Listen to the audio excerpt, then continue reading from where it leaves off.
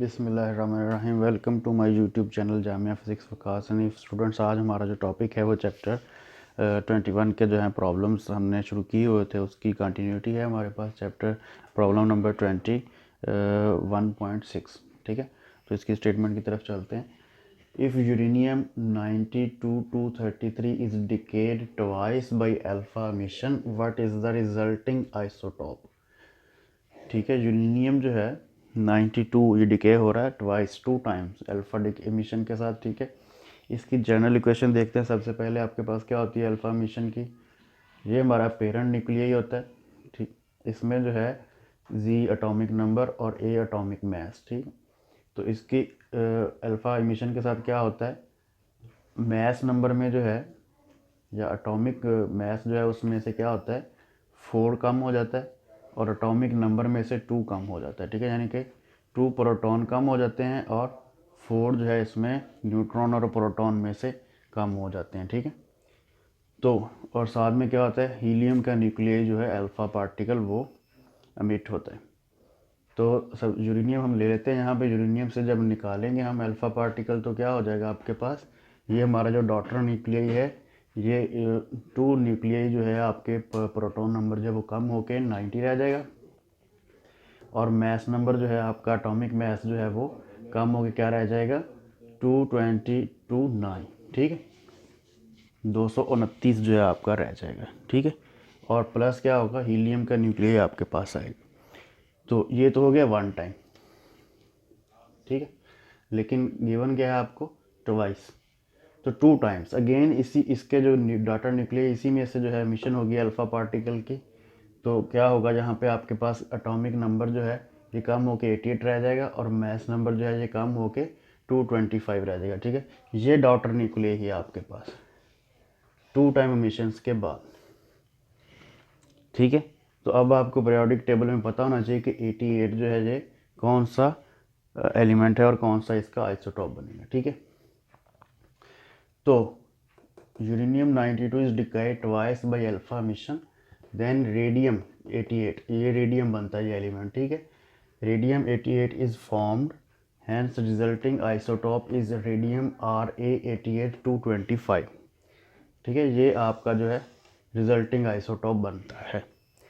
ठीक है, तो इस तरह का जो प्रॉब्लम है आपको एमसीक्यूज़ के अंदर भी आ सकता है, शॉर्ट में भी आ सकता है। अब चलते हैं नेक्स्ट प्रॉब्लम की तरफ।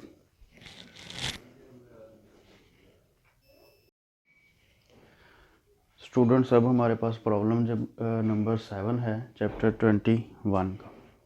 Calculate the energy in mega electron volt release in the following fusion reaction. ये एक फ्यूजन रिएक्शन है। ठीक है, जिसके अंदर एक आपके पास हाइड्रोजन का आइसोटोप ड्यूट्रियम और एक ट्रीटियम है। ठीक है, ये दोनों फ्यूज़ हो रहे हैं और आपके पास हीलियम जो है उसका न्यूक्लियस बन रहा है, अल्फ़ा पार्टिकल बन रहा है। ठीक है, और एक न्यूट्रॉन आपके पास अमिट हो रहा है यहाँ से। ठीक है, तो ये रिएक्शन है आपके पास और ये एनर्जी जो है हमने वो फाइंड करनी है। ठीक है, तो हम मास डिफेक्ट की जो है टर्म जो यूज़ करते हुए, फार्मूला यूज़ करते हुए, केमिकल रिएक्शन में जो मास डिफेक्ट होता है तो वो यूज़ करते हुए हम पहले मास फाइंड करेंगे। ठीक है, फिर उस मास को हम जो एनर्जी में कन्वर्ट कर लेंगे तो हमारे पास एनर्जी रिलीज़ आ जाएगी जो इस फ्यूजन रिएक्शन के अंदर होगी। ठीक है, मास डिफेक्ट में क्या होता है, mass of deuterium plus mass of tritium. ठीक है, माइनस कर देते हैं हम इसमें से टोटल मास जो भी आपकी प्रोडक्ट्स का होता है, तो mass of alpha particle plus mass of neutron. Next step में हम इनकी वैल्यूज़ पुट कर देंगे। ड्यूट्रियम का मास जो है 2.014102 mu plus mass of tritium जो है 3.016050 म्यू। ठीक है, उसके बाद minus mass of helium, minus mass of helium जो है वो क्या है आपके पास 4.002603 mu plus mass of neutron कितना है 1.008665 म्यू। इन दोनों को प्लस करेंगे और इन दोनों को प्लस करेंगे तो सोल्यूशन क्या आएगा आपके पास 5.030152 म्यू। इन दोनों को प्लस करेंगे तो माइनस 5.00112868 म्यू। ठीक है, इन दोनों को फिर माइनस करेंगे तो आपके पास जो मास डिफेक्ट आएगा वो क्या आएगा 0.01 888 म्यू। ये आपके पास मैथ डिफेक्ट आ गया इस इक्वेशन का। हम अब इसको क्या करेंगे, एनर्जी में कन्वर्ट करेंगे। एनर्जी में कन्वर्ट करने के लिए आपको क्या फार्मूला आपके पास है, 1 म्यू मैथ जो है इसको हम मल्टीप्लाई कर देंगे 931 मेगा इलेक्ट्रॉन वोल्ट से। ठीक है, तो ये मैथ जो एनर्जी में कन्वर्ट हो जाता है। तो इतना मैथ आपके पास आया है, तो इसको हम क्या करेंगे, 931 मेगा इलेक्ट्रॉन वोल्ट से मल्टीप्लाई करेंगे तो ये एनर्जी में कन्वर्ट हो जाएगा। तो एनर्जी क्या आएगी आपके पास, इस रिएक्शन के अंदर जो एनर्जी रिलीज़ होगी वो क्या होगी, 17.6 मेगा इलेक्ट्रॉन वोल्ट। ठीक है, अब चलते हैं प्रॉब्लम नंबर 8 की तरफ।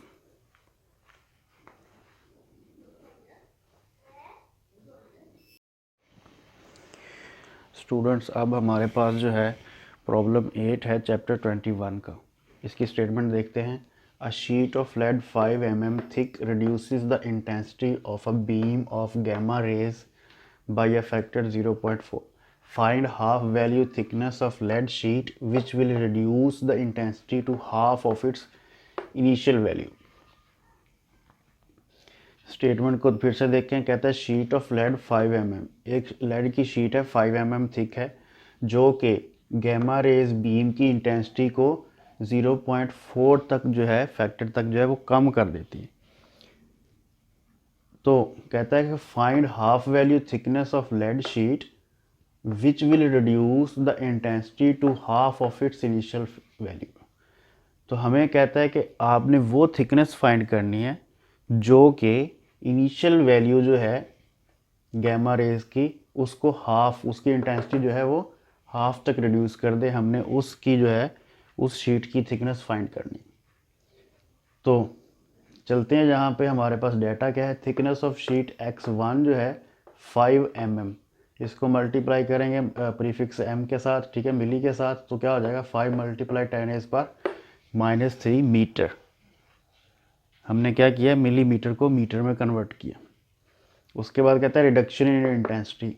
ठीक है, जो इंटेंसिटी है उसमें कितनी रिडक्शन हुई है, intensity of a beam of gamma rays by a factor 0.4।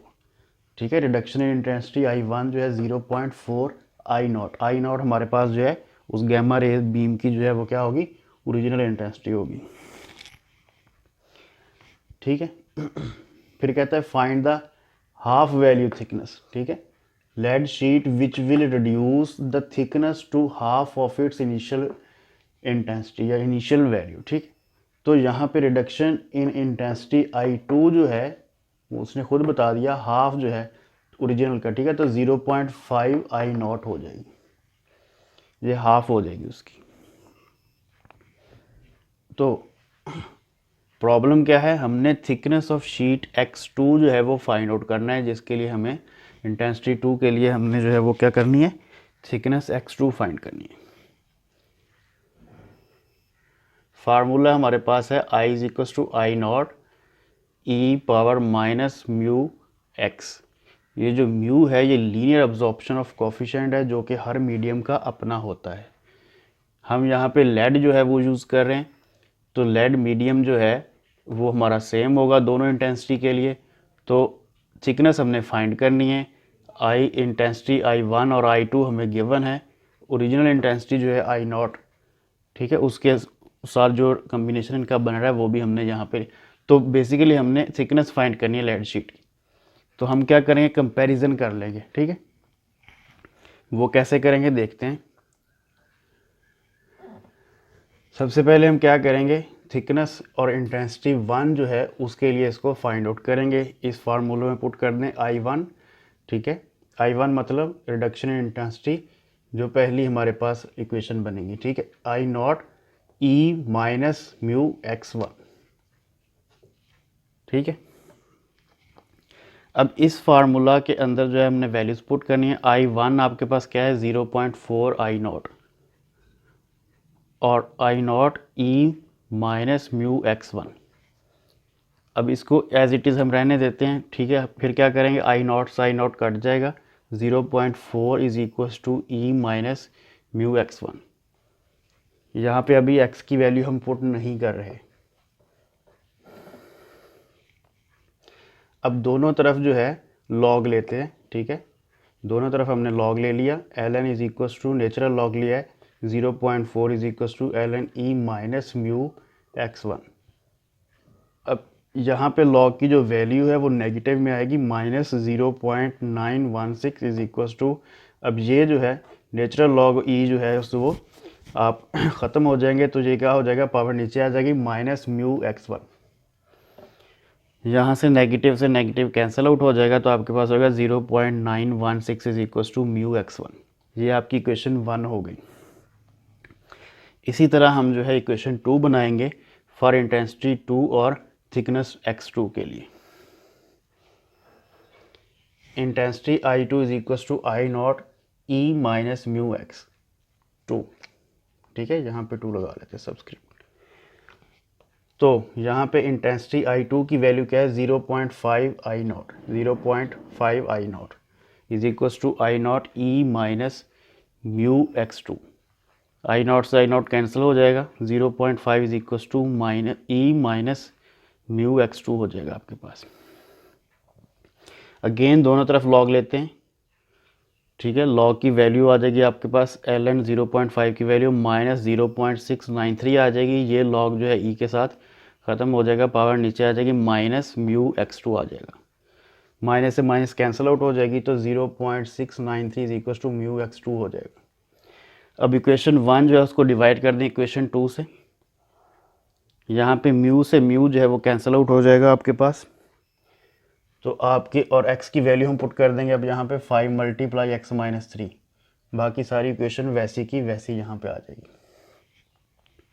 हमने x2 फाइंड करना है तो उसको x को इधर ले जाएंगे, 0.916 जो है डिवाइड हो जाएगा और 0.693 जो है वो मल्टीप्लाई हो जाएगा, ठीक है, ये फॉर्म कुछ बन जाएगी। इसको सॉल्व करेंगे तो x2 आ जाएगा 3.78 मल्टीप्लाई 10⁻³ मीटर, ठीक है। और अगेन 10⁻³ की वैल्यू क्या है, मिली, प्रीफिक्स लगा देंगे इसका, ठीक है। x2 is equal to 3.78 millimetre आपके पास जो है थिकनेस आ जाएगी उसकी शीट की, ठीक है। अब चलते हैं हम नेक्स्ट प्रॉब्लम की तरफ।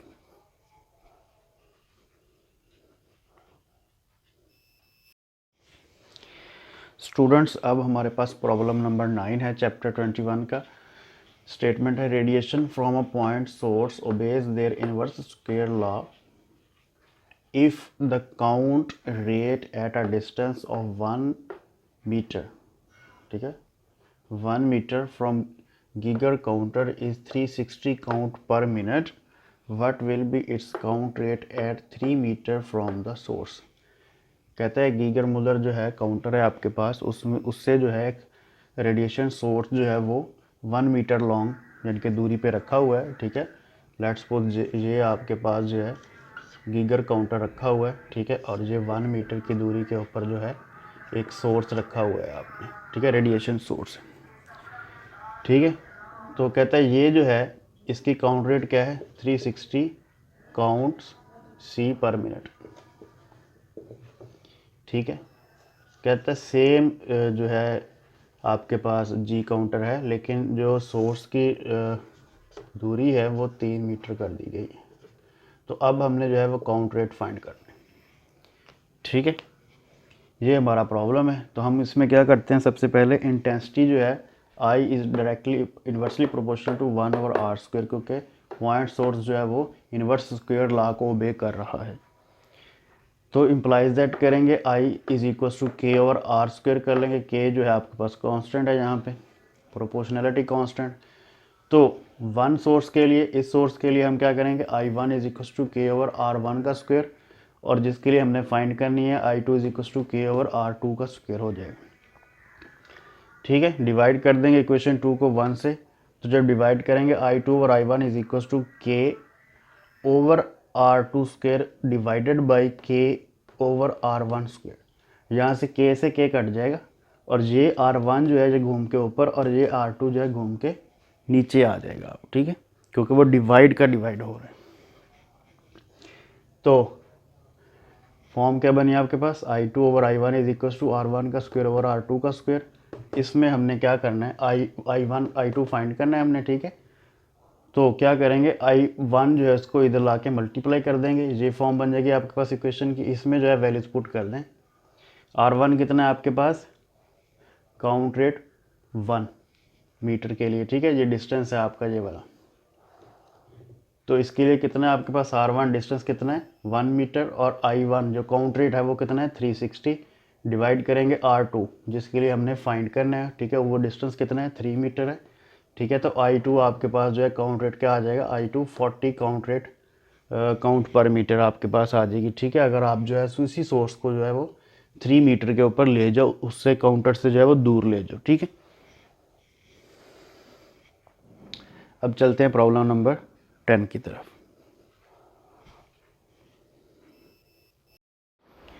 स्टूडेंट्स, अब हमारे पास प्रॉब्लम नंबर 10 है 21.10, चैप्टर 21, प्रॉब्लम नंबर 10।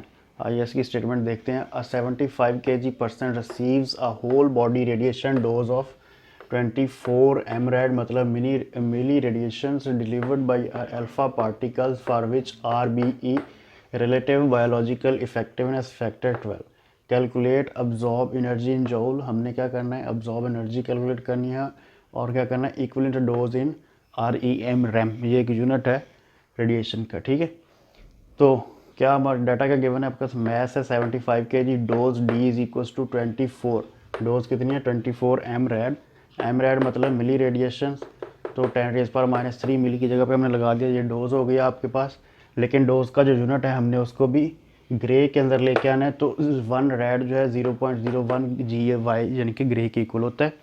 इसको मल्टीप्लाई कर देंगे इसके साथ वैल्यू पुट करके, तो ये डी आपके पास जो डोज की वैल्यू हो जाएगी 24 मल्टीप्लाई 10⁻⁵ GY हो जाएगी। फाइंड हमने क्या करना है हमारे पास, और ये जो है रिलेटिव बायोलॉजिकल इफेक्टिवनेस फैक्टर जो है ये भी RBE आपको 12 दिया गया है, ठीक है। हमने एनर्जी कैलकुलेट करनी है और इक्विवेलेंट डोज फाइंड आउट करेंगे।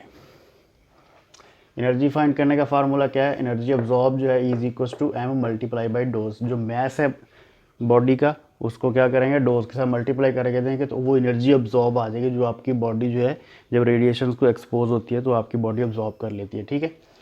तो ये आपके पास इसको जो है 75 मल्टीप्लाई डोज की जो वैल्यू है 24 मल्टीप्लाई 10⁻⁵ इसके मल्टीप्लाई करेंगे तो आपके पास जो है एनर्जी आ जाएगी विच इज़ 18 मल्टीप्लाई 10⁻³ जूल। इतनी एनर्जी आप ऑब्जॉर्व कर लोगे, ठीक है। फिर हमने इक्विवेलेंट डोज फाइंड करनी है।